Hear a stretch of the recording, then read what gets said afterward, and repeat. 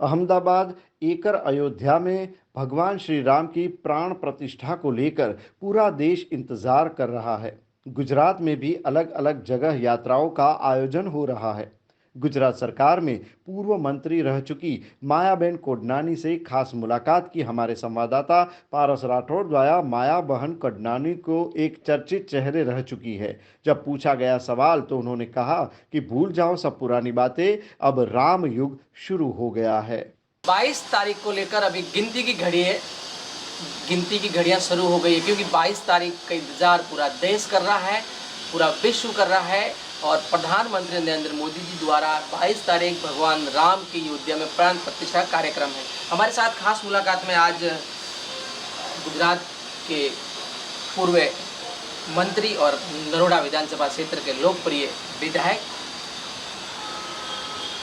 बहन हमारे साथ में है। बहन, सबसे पहले रामलला की अगर बातचीत करें तो कहाँ से शुरू करें?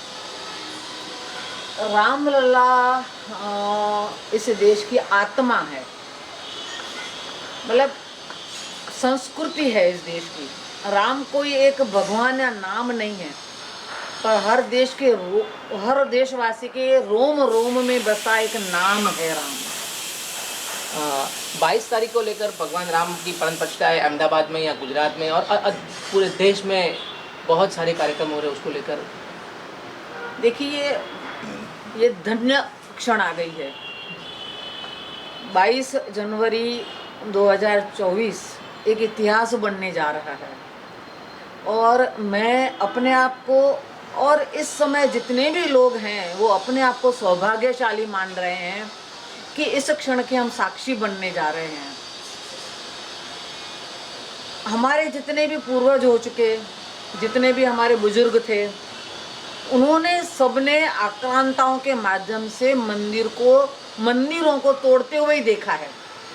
हमारी ये जनरेशन, हमारी ये पीढ़ी ऐसी है जो पहली बार आत्मविश्वास के साथ, स्वाभिमान के साथ राम मंदिर का पुनर्निर्माण होते हुए देख रही है।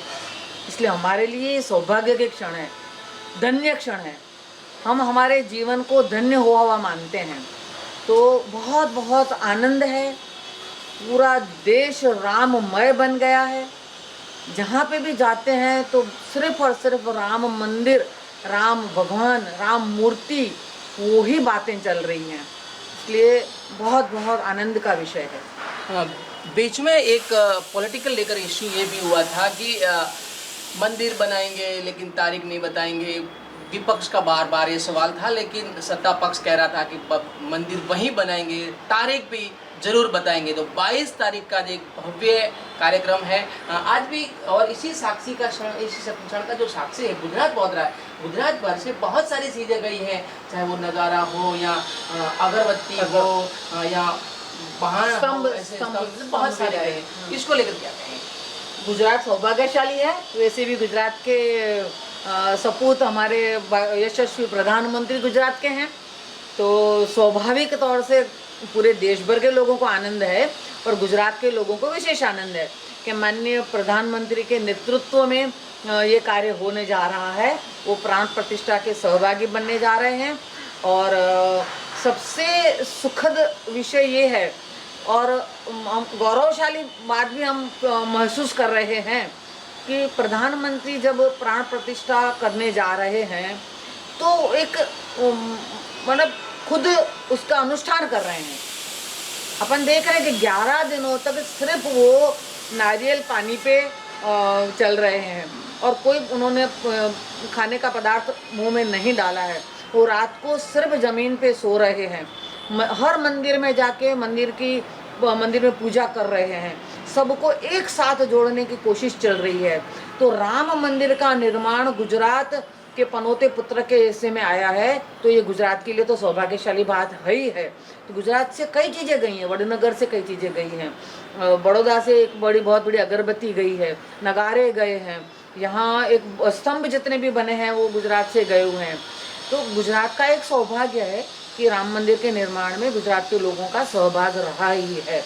बहुत सारे ये पॉलिटिकल बीच में मामला हुआ था कि कहीं न कहीं, और प्रधानमंत्री नरेंद्र मोदी जी का एक सपना था कि उनके दूसरे कार्यकाल में भगवान श्री राम का अयोध्या में विश्व में सबसे बड़ा मंदिर बने और उसकी प्राण प्रतिष्ठा हो। लेकिन एक विपक्ष बार बार सवाल उठा रहा है बहन कि मंदिर पूर्ण नहीं हुआ है और सत्ता पक्ष लोकसभा की तैयारी के लिए एक कहे तो मेरे कहने का जल्द होगा कि वो एक इवेंट का नाम दे रहे हैं कि इवेंट के तौर पे, तो क्या कहेंगे? क्योंकि ये सवाल आपके इसलिए कर रहा हूँ कि आप पॉलिटिकल के अंदर रही हैं, एक मंत्री रही हैं, इसलिए लास्ट सवाल। मंदिर का निर्माण और उसके बाद भगवान राम की मूर्ति की प्राण प्रतिष्ठा ये शुभ मुहूर्त में होने जा रही है। अब जब शुभ मुहूर्त मिला है तो राम भक्तों को ज़्यादा प्रतीक्षा नहीं करवानी चाहिए और अधूरे मंदिर की बात जो कर रहे हैं तो उनको सोचना चाहिए कि जब सोमनाथ मंदिर की प्राण प्रतिष्ठा हुई थी तभी भी मंदिर अधूरा था। मंदिर तो अभी और बनता रहेगा और उसमें काम होते रहेंगे। जब हमारे घर में नए घर में वास्तु का पूजा होती है तो अधूरे घर में ही की जाती है। तो इसका जो प्रश्न उठाना है वो उनको सिर्फ, और उनके पास कोई कार्य नहीं है इसलिए वो प्रश्न उठा रहे हैं, बाकी ऐसी कोई बात नहीं। भगवान राम लल्ला की मूर्ति के दर्शन भक्त जितना भी जल्दी करें उतना अच्छी बात है। गुजरात सरकार में भी आप मंत्री रही हैं, क्या गुजरात की महिलाओं को और गुजरात की जनता को क्या कहना चाहिए? गुजरात की महिलाएं जिस हिसाब से बहुत ही सुरक्षा महसूस कर रही हैं गुजरात में, ऐसी सुरक्षा पूरे देश भर में किसी राज्य में कम होती है जितनी गुजरात में सुरक्षा महसूस कर रही हैं महिलाएं। और गुजरात में भक्ति का वातावरण है, गुजरात में धार्मिकता का वातावरण है, गुजरात में आध्यात्मिकता वातावरण है। इसीलिए गुजरात की महिलाएं आज राममय हो गई हैं और उसी वातावरण में गुजरात की महिलाएं भी अपने आप को धन्य मान रही हैं, सौभाग्यशाली मान रही हैं कि उनके लिए धन्य क्षण आई है कि वो इस मंदिर के निर्माण का स्वयं दर्शन कर रही हैं।